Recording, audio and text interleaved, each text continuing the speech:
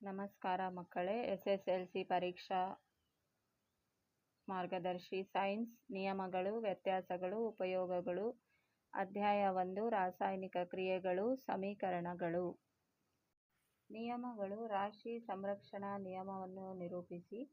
ರಾಸಾಯನಿಕ ಕ್ರಿಯೆಯಲ್ಲಿ ರಾಶಿಯನ್ನು ಸೃಷ್ಟಿಸುವುದಾಗಲಿ ಅಥವಾ ಲಯಗೊಳಿಸುವುದಾಗಲಿ ಸಾಧ್ಯವಿಲ್ಲ. ಎರಡನೇ ನಿಯಮ. ಬೆಳಕಿನ ಪ್ರತಿಫಲನದ ನಿಯಮಗಳನ್ನು ತಿಳಿಸಿ. ಪತನ ಕೋನವು ಪ್ರತಿಫಲನ ಕೋನಕ್ಕೆ ಸಮನಾಗಿರುತ್ತದೆ.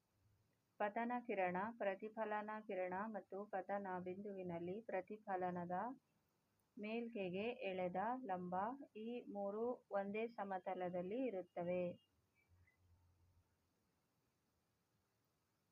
ಮೂರನೇ ನಿಯಮ. ಬೆಳಕಿನ ವಕ್ರೀಭವನದ ಎರಡು ನಿಯಮಗಳನ್ನು ನಿರೂಪಿಸಿ.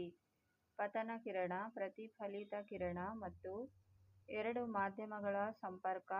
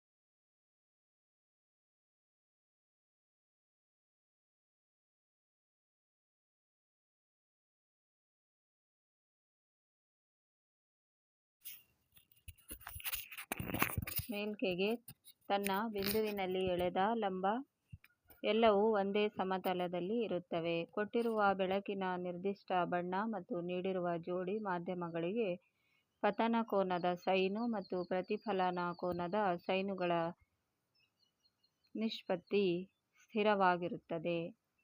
ನಾಲ್ಕನೇ ನಿಯಮ. ಓಮನ ನಿಯಮವನ್ನು ನಿರೂಪಿಸಿ. ಸ್ಥಿರ ತಾಪದಲ್ಲಿ ವಿದ್ಯುನ್ಮಂಡಲದಲ್ಲಿನ ಲೋಹದ ತಂತಿಯ ನಡುವಿನ ವಿಭವಾಂತರವು ಅದರ ಮೂಲಕ ಹರಿಯುವ ವಿದ್ಯುತ್ ಪ್ರವಾಹಕ್ಕೆ ನೇರ ಅನುಪಾತದಲ್ಲಿರುತ್ತದೆ. ವಿ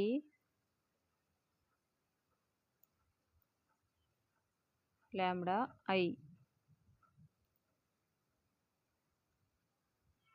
ಐದನೇ ನಿಯಮ.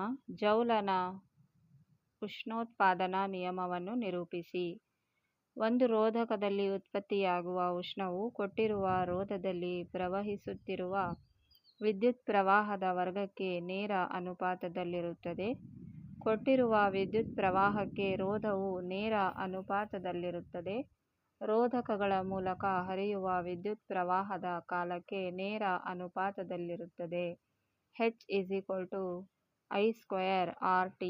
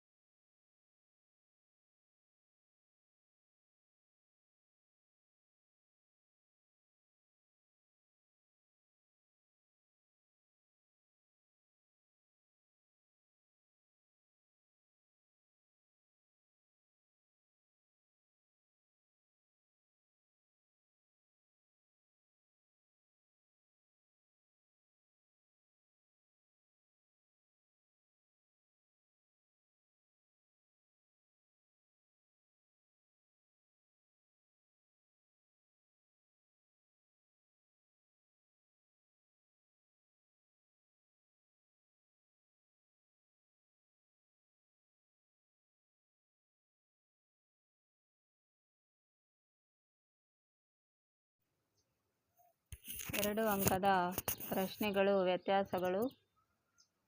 ಮೊದಲನೇದು, ಉತ್ಕರ್ಷಣ ಮತ್ತು ಅಪಕರ್ಷಣ ಕ್ರಿಯೆಗಳಿಗಿರುವ ವ್ಯತ್ಯಾಸ. ಉತ್ಕರ್ಷಣ ರಾಸಾಯನಿಕ ಕ್ರಿಯೆಯಲ್ಲಿ ವಸ್ತುವೊಂದು ಆಕ್ಸಿಜನ್ ಅನ್ನು ಪಡೆದುಕೊಂಡರೆ ಅಥವಾ ಹೈಡ್ರೋಜನ್ ಅನ್ನು ಕಳೆದುಕೊಂಡರೆ ಅದು ಉತ್ಕರ್ಷಣೆ.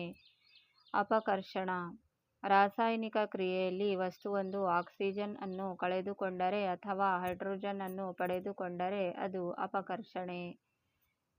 ಎರಡನೇ ವ್ಯತ್ಯಾಸ, CuO plus H2 Cu plus H2O ಕ್ರಿಯೆಯಲ್ಲಿ ಹೈಡ್ರೋಜನ್ ಆಕ್ಸಿಜನ್ ಅನ್ನು ಪಡೆದುಕೊಂಡು ಉತ್ಕರ್ಷಣೆಗೊಂಡಿದೆ. CuO plus H2 Cu plus H2O ಯಲ್ಲಿ ತಾಮ್ರದ ಆಕ್ಸೈಡ್ ಆಕ್ಸಿಜನ್ ಅನ್ನು ಕಳೆದುಕೊಂಡು ಅಪಕರ್ಷಣೆಗೊಂಡಿದೆ. ಎರಡನೇ ವ್ಯತ್ಯಾಸ, ಸ್ಥಾನಪಲ್ಲಟ ಕ್ರಿಯೆ ಮತ್ತು ದ್ವಿಸ್ಥಾನಪಲ್ಲಟ ಕ್ರಿಯೆಗಳ ನಡುವಿನ ವ್ಯತ್ಯಾಸವೇನು? ಸ್ಥಾನಪಲ್ಲಟ ಕ್ರಿಯೆ, ದ್ವಿಸ್ಥಾನಪಲ್ಲಟ ಕ್ರಿಯೆ. ಸ್ಥಾನಪಲ್ಲಟ ಕ್ರಿಯೆಯಲ್ಲಿ ಹೆಚ್ಚು ಕ್ರಿಯಾಶೀಲ ಧಾತುವು ಸಂಯುಕ್ತದಲ್ಲಿನ ಕಡಿಮೆ ಕ್ರಿಯಾಶೀಲ ಧಾತುವನ್ನು ಸ್ಥಾನಪಲ್ಲಟಗೊಳಿಸುವ ರಾಸಾಯನಿಕ ಕ್ರಿಯೆಯೇ ಸ್ಥಾನಪಲ್ಲಟ ಕ್ರಿಯೆ. ಪ್ರತಿವರ್ತಕಗಳ ನಡುವೆ ಅಯಾನುಗಳು ವಿನಿಮಯ ನಡೆಯುವ ರಾಸಾಯನಿಕ ಕ್ರಿಯೆಯೇ ದ್ವಿಸ್ಥಾನಪಲ್ಲಟ ಕ್ರಿಯೆ. ಎರಡನೇ ಉದಾಹರಣೆ, Zn plus Cu SO4 ZnSO4 plus Cu. ಉದಾಹರಣೆ, Na2SO4 plus BaCl2 BaSO4 plus 2NaCl.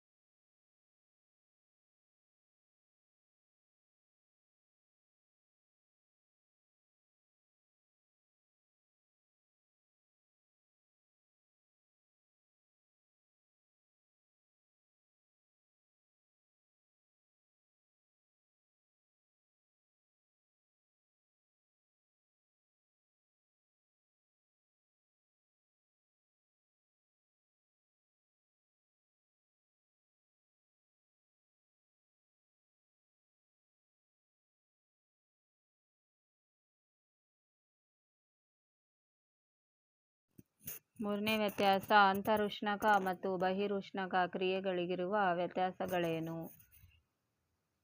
ಅಂತರುಷ್ಣಕ ಕ್ರಿಯೆ ಮತ್ತು ಬಹಿರುಷ್ಣಕ ಕ್ರಿಯೆ. ರಾಸಾಯನಿಕ ಕ್ರಿಯೆಯಲ್ಲಿ ಶಕ್ತಿ ಹೀರಿಕೆಯಾದರೆ ಅದು ಅಂತರುಷ್ಣಕ ಕ್ರಿಯೆ. ಉತ್ಪನ್ನಗಳೊಂದಿಗೆ ಉಷ್ಣ ಬಿಡುಗಡೆಯಾಗುವ ರಾಸಾಯನಿಕ ಕ್ರಿಯೆಯೇ ಬಹಿರುಷ್ಣಕ ಕ್ರಿಯೆ. CaCO3 CaO plus CO2 CaO plus H2O CaOH2 plus ಉಷ್ಣ. ನಾಲ್ಕನೇ ವ್ಯತ್ಯಾಸ, ಕಾಸುವಿಕೆ ಮತ್ತು ಹರಿಯುವಿಕೆಗಳ ನಡುವಿನ ವ್ಯತ್ಯಾಸವನ್ನು ತಿಳಿಸಿ. ಕಾಸುವಿಕೆ, ಹರಿಯುವಿಕೆ.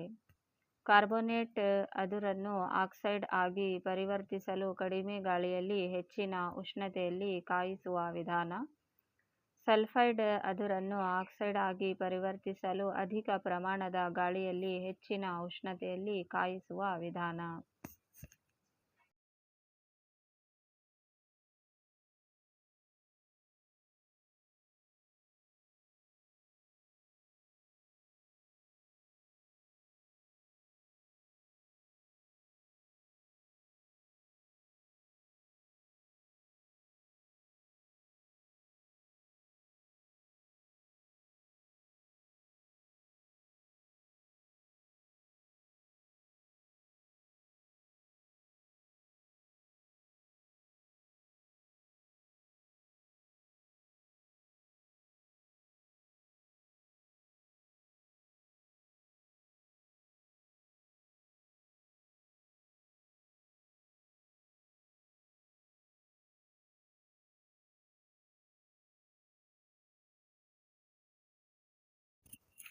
ಐದನೇ ವ್ಯತ್ಯಾಸ, ನಡಿಗೆ ಮತ್ತು ಪರಾವರ್ತಿತ ಪ್ರತಿಕ್ರಿಯೆ ಇವುಗಳ ನಡುವಿನ ವ್ಯತ್ಯಾಸವೇನು? ನಡಿಗೆ, ಪರಾವರ್ತಿತ ಪ್ರತಿಕ್ರಿಯೆ. ನಮ್ಮ ಇಚ್ಛೆಗೆ ಒಳಪಟ್ಟು ನಡೆಯುವ ಐಚ್ಛಿಕ ಪ್ರತಿಕ್ರಿಯೆಯಾಗಿದೆ. ಪರಿಸರದಲ್ಲಿ ಉಂಟಾಗುವ ಒಂದು ಪ್ರಚೋದನೆಗೆ ತಾನೇ ತಾನಾಗಿ ಉಂಟಾಗುವ ಪ್ರತಿಕ್ರಿಯೆಯಾಗಿದೆ. ನಡಿಗೆಯು ಮಿದುಳಿನ ನಿಯಂತ್ರಣದಲ್ಲಿ ನಡೆಯುತ್ತದೆ. ಪರಾವರ್ತಿತ ಪ್ರತಿಕ್ರಿಯೆಯು ಮಿದುಳು ಬಳ್ಳಿಯ ನಿಯಂತ್ರಣದಲ್ಲಿ ನಡೆಯುತ್ತದೆ. ಉದಾಹರಣೆ, ನಮ್ಮ ಇಚ್ಛೆಗೆ ಒಳಪಟ್ಟು ಚಲಿಸುವ ಕೈಕಾಲುಗಳು. ಉದಾಹರಣೆ, ಬೆಂಕಿಯ ಜ್ವಾಲೆಯನ್ನು ಮುಟ್ಟಿದಾಗ ಕೈಯನ್ನು ತಕ್ಷಣ ಹಿಂದಕ್ಕೆ ತೆಗೆದುಕೊಳ್ಳುವುದು.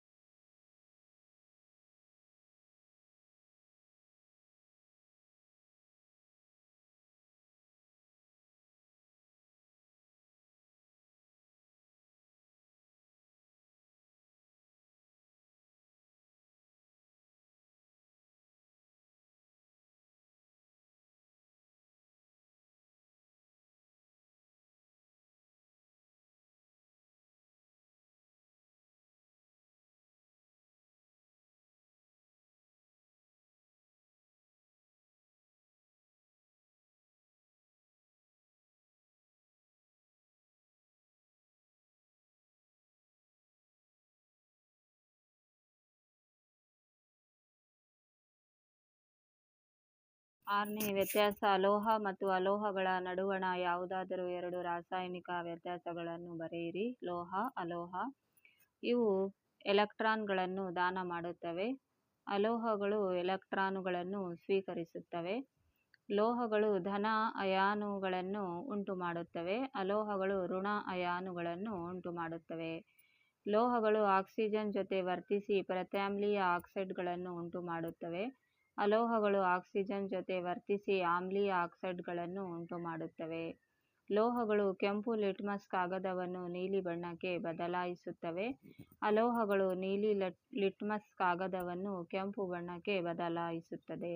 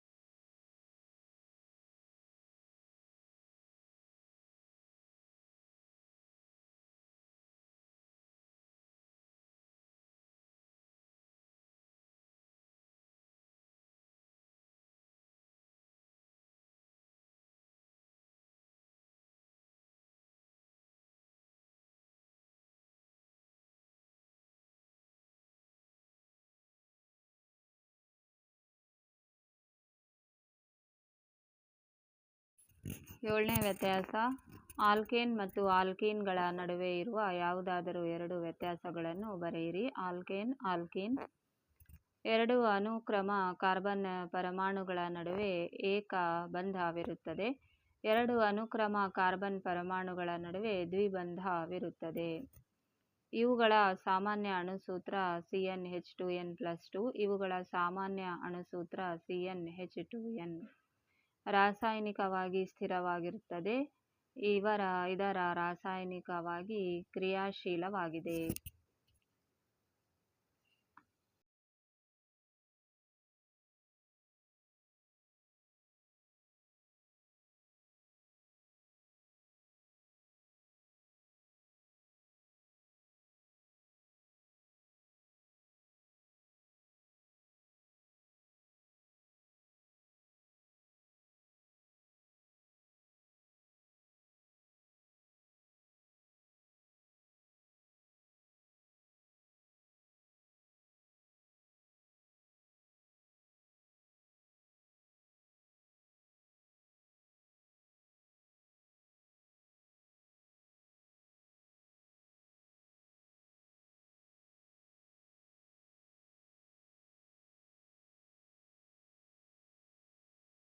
ಎಂಟನೇ ವ್ಯತ್ಯಾಸ, ಸ್ವಯಂ ಪೋಷಣೆ ಮತ್ತು ಅಧೀನ ಪೋಷಣೆಗಳಿಗೆ ಇರುವ ಯಾವುದಾದರೂ ಎರಡು ವ್ಯತ್ಯಾಸಗಳನ್ನು ಬರೆಯಿರಿ.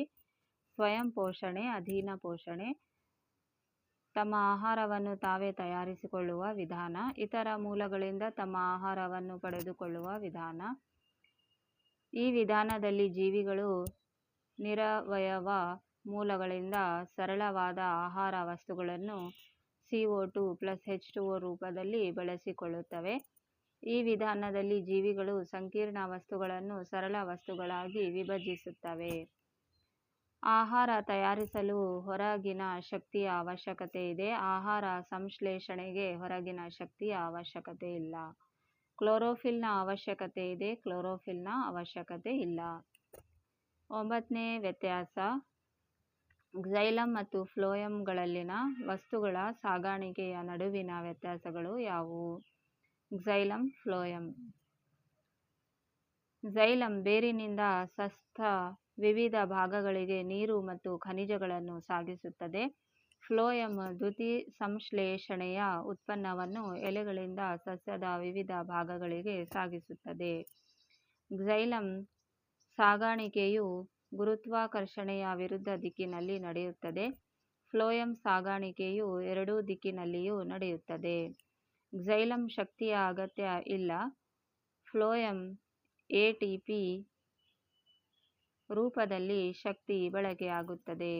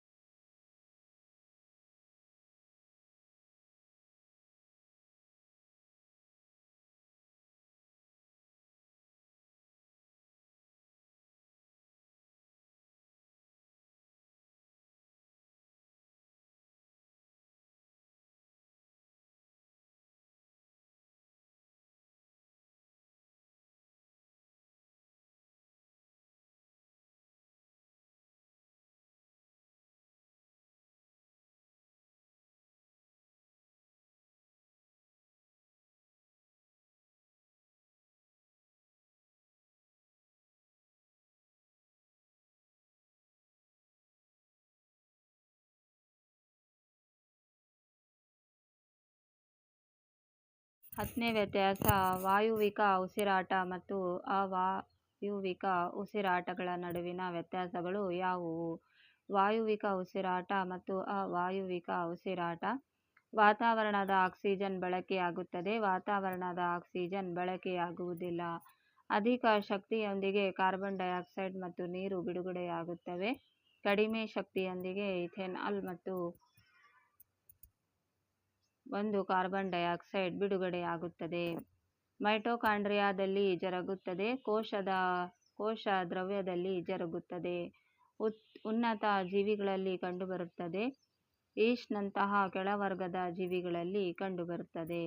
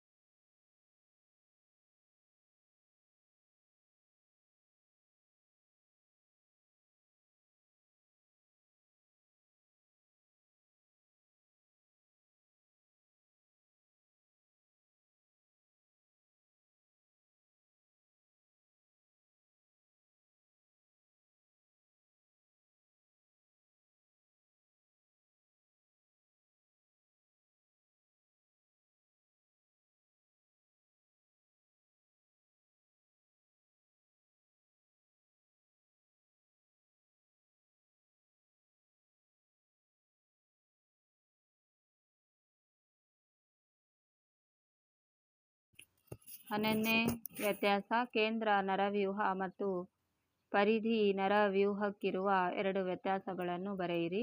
ಕೇಂದ್ರ ನರವ್ಯೂಹ, ಪರಿಧಿ ನರವ್ಯೂಹ. ಮಿದುಳು ಹಾಗೂ ಮಿದುಳು ಬಳ್ಳಿಯನ್ನು ಒಳಗೊಂಡಿದೆ. 12 ಜೊತೆ ಮಿದುಳು ನರಗಳು ಹಾಗೂ 31 ಜೊತೆ ಮಿದುಳು ಬಳ್ಳಿಯ ನರಗಳನ್ನು ಒಳಗೊಂಡಿದೆ. ಅವು ದೇಹದ ಎಲ್ಲ ಭಾಗಗಳಿಂದ ಮಾಹಿತಿಯನ್ನು ಸ್ವೀಕರಿಸುತ್ತವೆ ಮತ್ತು ಅದನ್ನು ಸಂಯೋಜಿಸುತ್ತವೆ. ಕೇಂದ್ರ ನರವ್ಯೂಹ ಮತ್ತು ದೇಹದ ಇತರ ಭಾಗಗಳ ನಡುವಿನ ಸಂವಹನವನ್ನು ಪರಿಧಿ ನರವ್ಯೂಹವು ಅನುಕೂಲಿಸುತ್ತವೆ. 12ನೇ ವ್ಯತ್ಯಾಸ ನಿರ್ನಾಳ ಗ್ರಂಥಿ ಮತ್ತು ನರವ್ಯೂಹಗಳ ನಡುವಣ 2 ವ್ಯತ್ಯಾಸಗಳನ್ನು ಬರೆಯಿರಿ. ನಿರ್ನಾಳ ಗ್ರಂಥಿ ಮತ್ತು ನರವ್ಯೂಹ.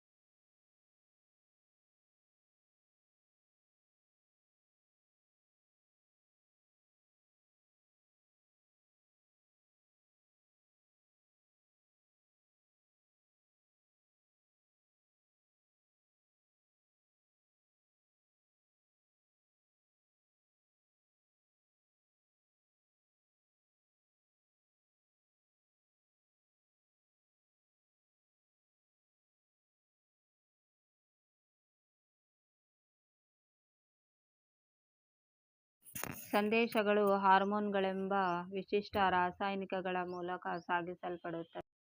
ಸಂದೇಶಗಳು ನರವೇಗಗಳ ಮೂಲಕ ಸಾಗಿಸಲ್ಪಡುತ್ತವೆ. ಇದರ ಪರಿಣಾಮ ದೀರ್ಘಾವಧಿಯದು, ಇದರ ಪರಿಣಾಮ ಅಲ್ಪಾವಧಿಯದು. ಸಂದೇಶಗಳು ನಿಧಾನವಾಗಿ ಸಾಗಿಸಲ್ಪಡುತ್ತವೆ ಮತ್ತು ಪ್ರತಿಕ್ರಿಯೆಗಳು ನಿಧಾನವಾಗಿ ಜರುಗುತ್ತವೆ. ಸಂದೇಶಗಳು ಬಹುಬೇಗನೆ ಸಾಗಿಸಲ್ಪಡುತ್ತವೆ ಮತ್ತು ಪ್ರತಿಕ್ರಿಯೆಗಳು ಬಹುಬೇಗನೆ ಜರುಗುತ್ತವೆ. ಸಂದೇಶಗಳು ರಕ್ತದ ಮೂಲಕ ಸಾಗಿಸಲ್ಪಡುತ್ತವೆ. ಸಂದೇಶಗಳು ನರಕೋಶಗಳಲ್ಲಿನ ಆಕ್ಸಾನ್ ಮತ್ತು ಡೆಂಡ್ರೈಟ್ಸ್ಗಳ ಸಹಭಾಗಿತ್ವದೊಂದಿಗೆ ನಡೆಯುತ್ತವೆ.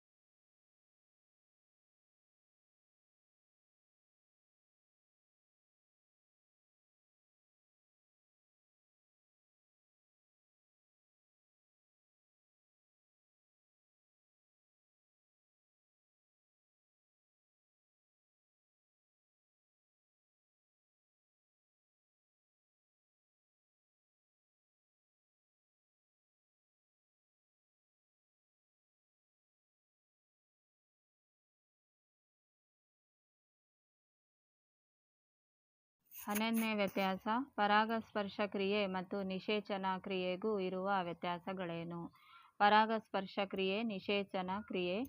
ಕೇಸರದಿಂದ ಪರಾಗರೇಣುಗಳು ಶಾಲಾಕಾಗ್ರಕ್ಕೆ ವರ್ಗಾಯಿಸುವ ಕ್ರಿಯೆ. ಗಂಡು ಮತ್ತು ಹೆಣ್ಣು ಲಿಂಗಾಣುಕೋಶಗಳು ಅಂಡಾಶಯದಲ್ಲಿ ಸಮ್ಮಿಲನ ಹೊಂದುವ ಕ್ರಿಯೆ. ಭೌತ ಕ್ರಿಯೆಯಾಗಿದ್ದು ಯಾವುದೇ ಹೊಸ ವಸ್ತು ಅಥವಾ ರಚನೆ ಉಂಟಾಗುವುದಿಲ್ಲ. ರಾಸಾಯನಿಕ ಕ್ರಿಯೆಯಾಗಿದ್ದು ಯುಗ್ಮಜ ಎಂಬ ಹೊಸ ವಸ್ತು ಅಥವಾ ರಚನೆ ಉಂಟಾಗುತ್ತದೆ. ಸ್ವಕೀಯ ಮತ್ತು ಪರಕೀಯ ಎಂಬ 2 ವಿಧಗಳಿವೆ. ಆಂತರಿಕ ಮತ್ತು ಬಾಹ್ಯ ನಿಷೇಚನ ಇದರ 2 ವಿಧಗಳು.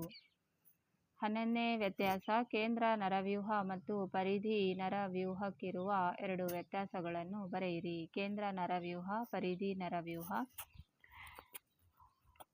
ಮಿದುಳು ಹಾಗೂ ಮಿದುಳು ಬಳ್ಳಿಯನ್ನು ಒಳಗೊಂಡಿದೆ. 12 ಜೊತೆ ಮೆದುಳು ನರಗಳು ಹಾಗೂ 31 ಜೊತೆ ಮೆದುಳು ಬಳ್ಳಿಯ ನರಗಳನ್ನು ಒಳಗೊಂಡಿದೆ.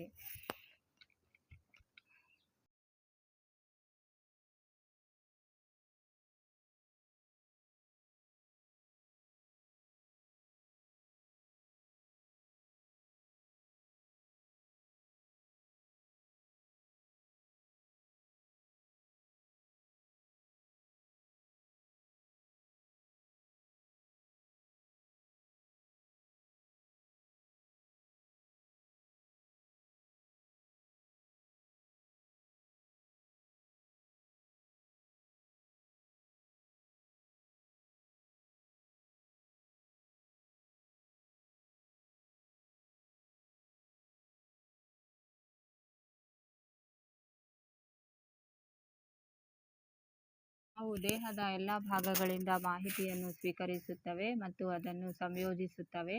ಕೇಂದ್ರ ನರವ್ಯೂಹ ಮತ್ತು ದೇಹದ ಇತರ ಭಾಗಗಳ ನಡುವಿನ ಸಂವಹನವನ್ನು ಪರಿಧಿ ನರವ್ಯೂಹವು ಅನುಕೂಲಿಸುತ್ತವೆ.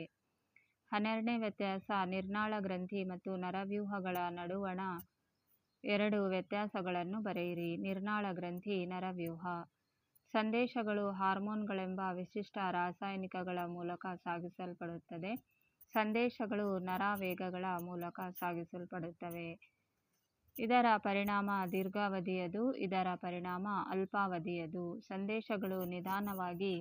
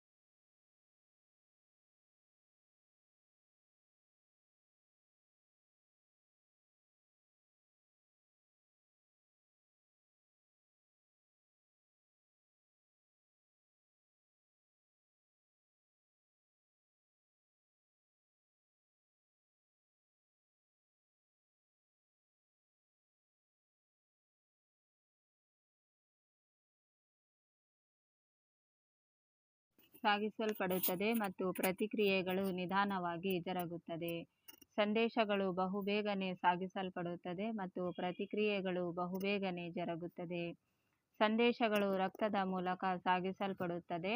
ಸಂದೇಶಗಳು ನರಕೋಶಗಳಲ್ಲಿನ ಆಕ್ಸಾನ್ ಮತ್ತು ಡೆಂಡ್ರೈಟ್ಸ್ಗಳ ಸಹಭಾಗಿತ್ವದೊಂದಿಗೆ ನಡೆಯುತ್ತದೆ. 13ನೇ ವ್ಯತ್ಯಾಸ ಪರಾಗಸ್ಪರ್ಶ ಕ್ರಿಯೆ ಮತ್ತು ನಿಷೇಚನ ಕ್ರಿಯೆಗೂ ಇರುವ ವ್ಯತ್ಯಾಸವೇನು? ಪರಾಗಸ್ಪರ್ಶ ಕ್ರಿಯೆ, ನಿಷೇಚನ ಕ್ರಿಯೆ. ಕೇಸರದಿಂದ ಪರಾಗರೇಣುಗಳು ಶಲಾಕಾಗ್ರಕ್ಕೆ ವರ್ಗಾಯಿಸುವ ಕ್ರಿಯೆ. ಗಂಡು ಮತ್ತು ಹೆಣ್ಣು ಲಿಂಗಾಣು ಕೋಶಗಳು ಅಂಡಾಶಯದಲ್ಲಿ ಸಮ್ಮಿಲನ ಹೊಂದುವ ಕ್ರಿಯೆ. ಭೌತ ಕ್ರಿಯೆಯಾಗಿದ್ದು ಯಾವುದೇ ಹೊಸ ವಸ್ತು ಅಥವಾ ರಚನೆ ಉಂಟಾಗುವುದಿಲ್ಲ. ರಾಸಾಯನಿಕ ಕ್ರಿಯೆಯಾಗಿದ್ದು ಯುಗ್ಮಜ ಎಂಬ ಹೊಸ ವಸ್ತು ಅಥವಾ ರಚನೆ ಉಂಟಾಗುತ್ತದೆ. ಸ್ವಕೀಯ ಮತ್ತು ಪರಕೀಯ ಎಂಬ 2 ವಿಧಗಳಿವೆ. ಆಂತರಿಕ ಮತ್ತು ಬಾಹ್ಯ ನಿಷೇಚನ ಇದರ 2 ವಿಧಗಳು.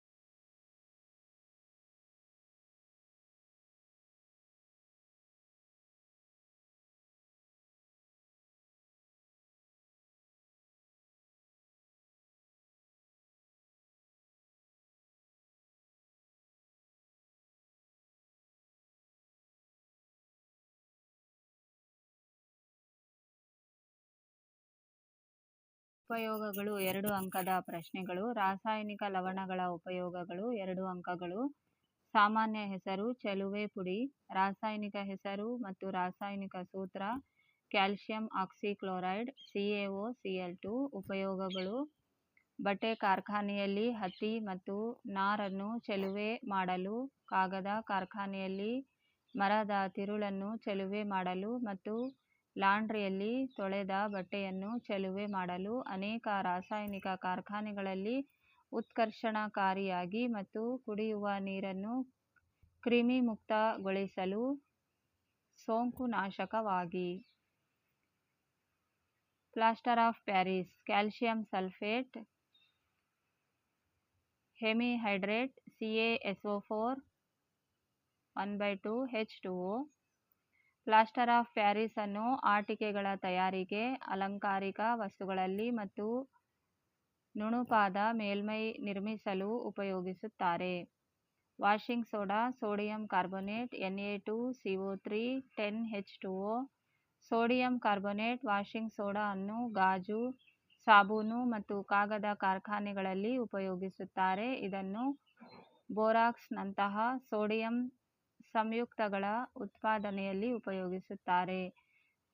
ಸೋಡಿಯಂ ಕಾರ್ಬೋನೇಟ್ ಅನ್ನು ಗೃಹ ಬಳಕೆಯ ಸ್ವಚ್ಛಕಾರಿಯಾಗಿ ಉಪಯೋಗಿಸಬಹುದು. ಇದನ್ನು ನೀರಿನ ಶಾಶ್ವತ ಗಡಸುತನ ನಿವಾರಣೆಗೆ ಉಪಯೋಗಿಸುತ್ತಾರೆ.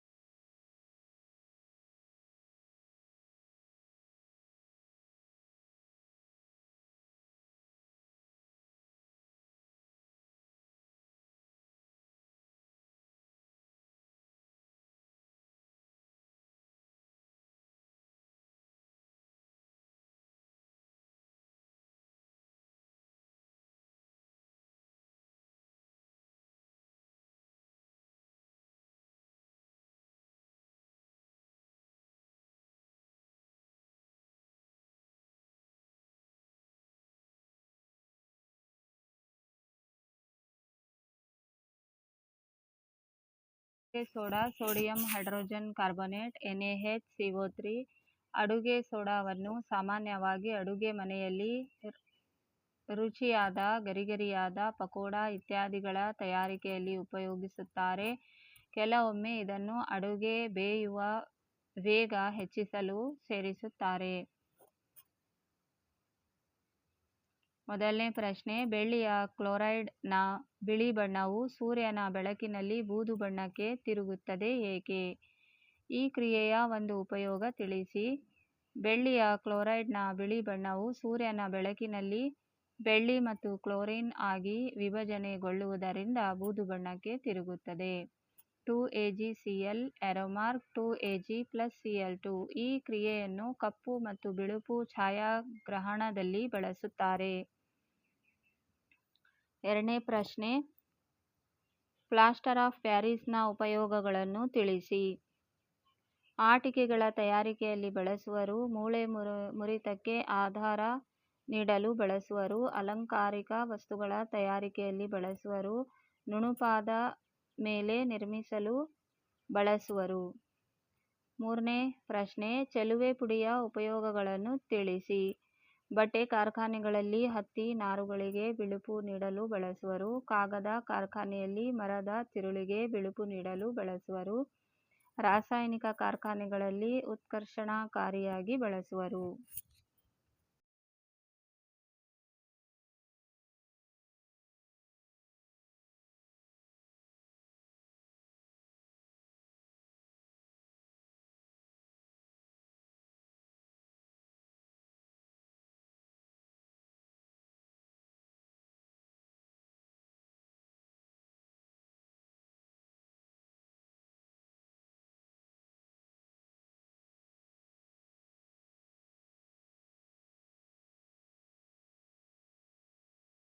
ಮೂರನೇ ಪ್ರಶ್ನೆ, ಚೆಲುವೆ ಪುಡಿಯ ಉಪಯೋಗಗಳನ್ನು ತಿಳಿಸಿ. ಬಟ್ಟೆ ಕಾರ್ಖಾನೆಗಳಲ್ಲಿ ಹತ್ತಿ ನಾರುಗಳಿಗೆ ಬಿಳುಪು ನೀಡಲು ಬಳಸುವರು.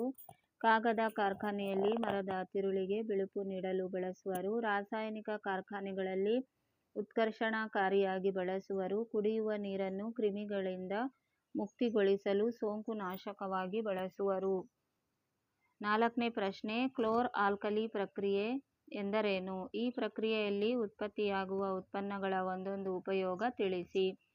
ಸೋಡಿಯಂ ಕ್ಲೋರೈಡ್ ಬ್ರೆನ್ ದ್ರಾವಣ ನ ಜಲೀಯ ದ್ರಾವಣದ ಮೂಲಕ ವಿದ್ಯುತ್ ಪ್ರವಾಹವನ್ನು ಹಾಯಿಸಿದಾಗ ಅದು ವಿಭಜನೆಗೊಂಡು ಆ್ಯನೋಡ್ನಲ್ಲಿ ಕ್ಲೋರಿನ್ ಮತ್ತು ಕ್ಯಾಥೋಡ್ನಲ್ಲಿ ಆಲ್ಕಲಿ ಸೋಡಿಯಂ ಹೈಡ್ರಾಕ್ಸೈಡ್ ಉಂಟಾಗುತ್ತದೆ. ಈ ಪ್ರಕ್ರಿಯೆಯನ್ನು ಕ್ಲೋರ್ ಆಲ್ಕಲಿ ಪ್ರಕ್ರಿಯೆ ಎನ್ನುತ್ತಾರೆ. ಐದನೇ ಪ್ರಶ್ನೆ, ಎಸ್ಟರೀಕರಣ ಎಂದರೇನು? ಎಸ್ಟರ್ಗಳ ಒಂದು ಗುಣ ಹಾಗೂ ಒಂದು ಉಪಯೋಗ ತಿಳಿಸಿ. ಆಮ್ಲ ಮತ್ತು ಆಲ್ಕೋಹಾಲ್ನ ನಡುವಿನ ಕ್ರಿಯೆಯಿಂದ ಸಾಮಾನ್ಯವಾಗಿ ಎಸ್ಟರ್ಗಳು ಉಂಟಾಗುವ ಪ್ರಕ್ರಿಯೆಯನ್ನು ಎಸ್ಟರೀಕರಣ ಎನ್ನುವರು. ಎಸ್ಟರ್ಗಳು ಮಧುರ ಪರಿಮಳವುಳ್ಳ ವಸ್ತುಗಳು. ಇವುಗಳನ್ನು ಸುವಾಸಿಕಗಳು ಮತ್ತು ಸ್ವಾದಕಾರಕಗಳ ತಯಾರಿಕೆಯಲ್ಲಿ ಬಳಸುತ್ತಾರೆ.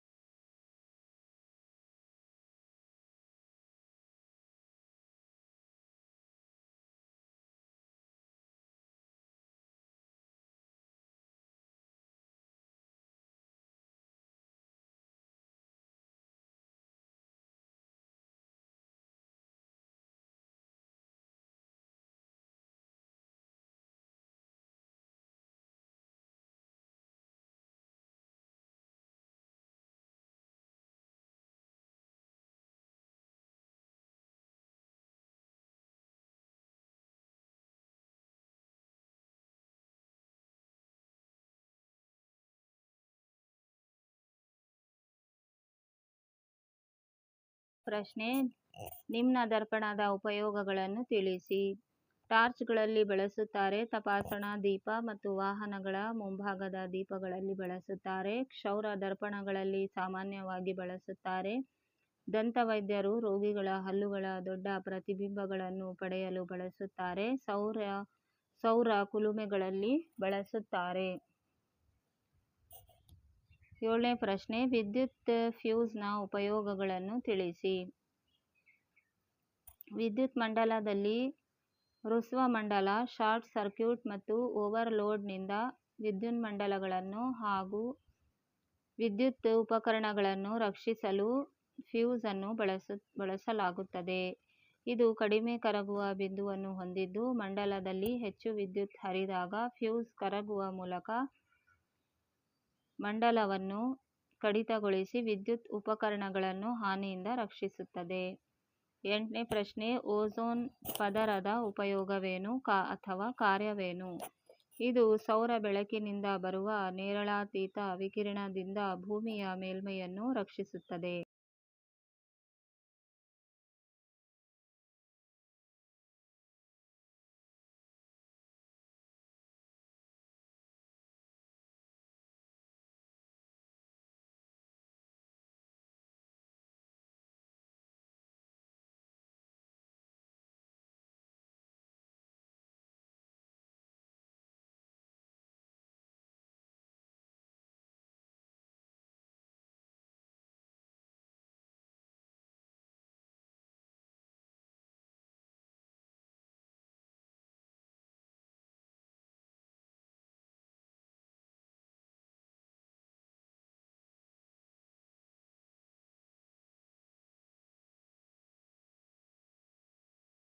ಪ್ರಶ್ನೆ: ಇವುಗಳಿಗೆ ವೈಜ್ಞಾನಿಕ ಕಾರಣ ಕೊಡಿ.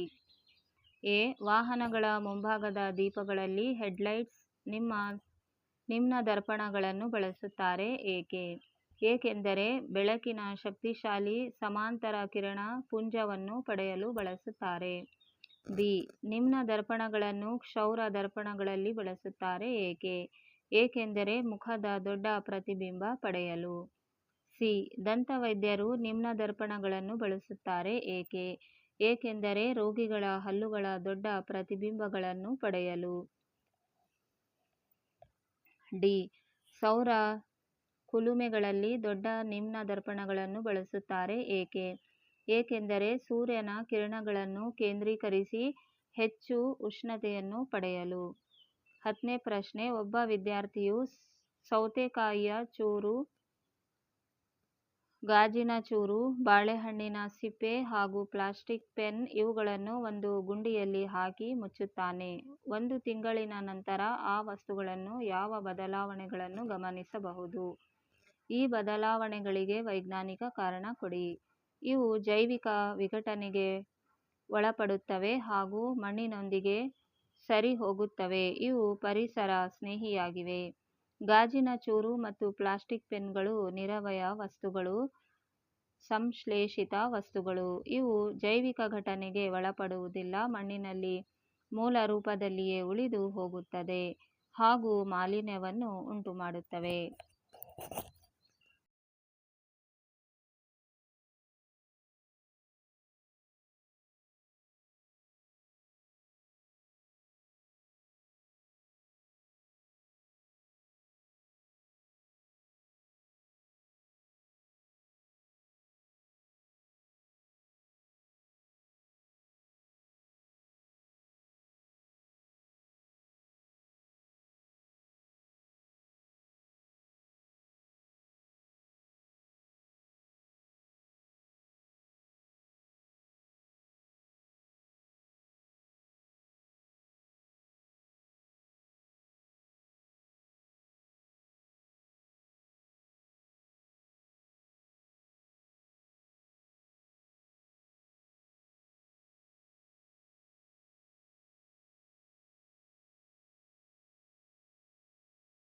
ಒಂದು ರಾಸಾಯನಿಕ ಕ್ರಿಯೆಗಳು ಮತ್ತು ಸಮೀಕರಣಗಳು. 1 ಅಂಕದ ಪ್ರಶ್ನೆಗಳು. ಮೊದಲನೇ ಪ್ರಶ್ನೆ, ರಾಸಾಯನಿಕ ಸಮೀಕರಣ ಎಂದರೇನು? ರಾಸಾಯನಿಕ ಕ್ರಿಯೆ ನಡೆದಿರುವುದನ್ನು ಸಂಕೇತ ಮತ್ತು ಸೂತ್ರಗಳ ಮೂಲಕ ವ್ಯಕ್ತಪಡಿಸುವುದಕ್ಕೆ ರಾಸಾಯನಿಕ ಸಮೀಕರಣ ಎನ್ನುವರು. ಎರಡನೇ ಪ್ರಶ್ನೆ, ಸಂಕ್ಷಾರಣ ಎಂದರೇನು? ಲೋಹವು ತನ್ನ ಸುತ್ತಲಿನ ವಸ್ತುಗಳಾದ ತೇವಾಂಶ, ಆಮ್ಲಗಳು ಇತ್ಯಾದಿಗಳಿಂದ ಆಕ್ರಮಿಸಲ್ಪಡುವುದನ್ನು ಸಂಕ್ಷಾರಣ ಎನ್ನುವರು. ಮೂರನೇ ಪ್ರಶ್ನೆ, ಉತ್ಕರ್ಷಣ ಎಂದರೇನು? ರಾಸಾಯನಿಕ ಕ್ರಿಯೆಯಲ್ಲಿ ವಸ್ತುವೊಂದು ಆಕ್ಸಿಜನ್ ಅನ್ನು ಪಡೆದುಕೊಂಡರೆ ಅಥವಾ ಹೈಡ್ರೋಜನ್ ಅನ್ನು ಕಳೆದುಕೊಂಡರೆ ಅದು ಉತ್ಕರ್ಷಣೆ.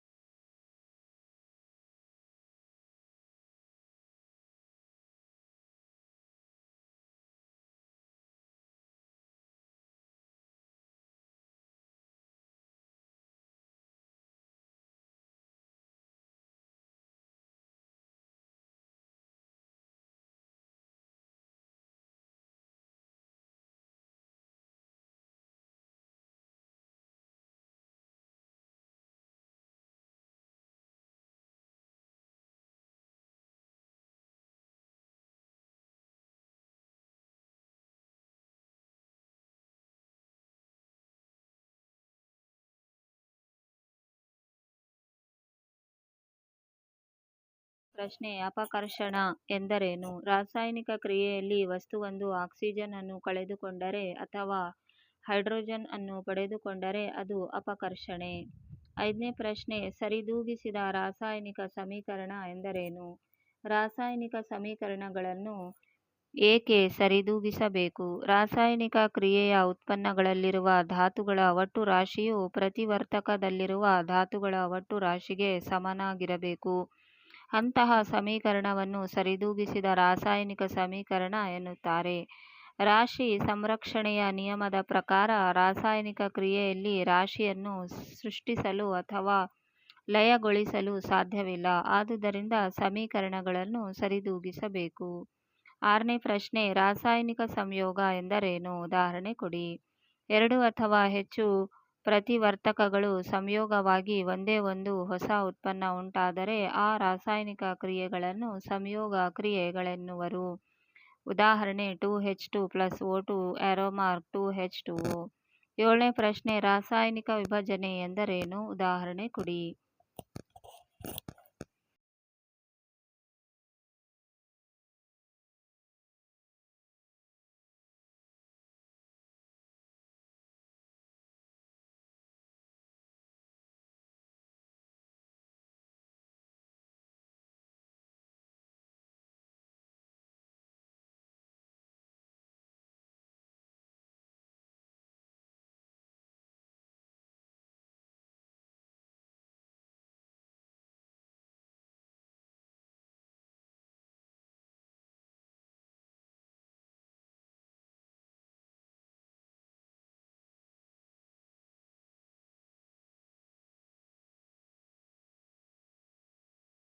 ಯಾವ ರಾಸಾಯನಿಕ ಕ್ರಿಯೆಯಲ್ಲಿ ಒಂದು ಪ್ರತಿವರ್ತಕವು ಸರಳ ಉತ್ಪನ್ನಗಳಾಗಿ ವಿಭಜನೆ ಹೊಂದುತ್ತವೆಯೋ ಅಂತಹ ರಾಸಾಯನಿಕ ಕ್ರಿಯೆಯನ್ನು ವಿಭಜನಾ ಕ್ರಿಯೆ ಎನ್ನುವರು. ಉದಾಹರಣೆ CaCO3 * CaO+CO2.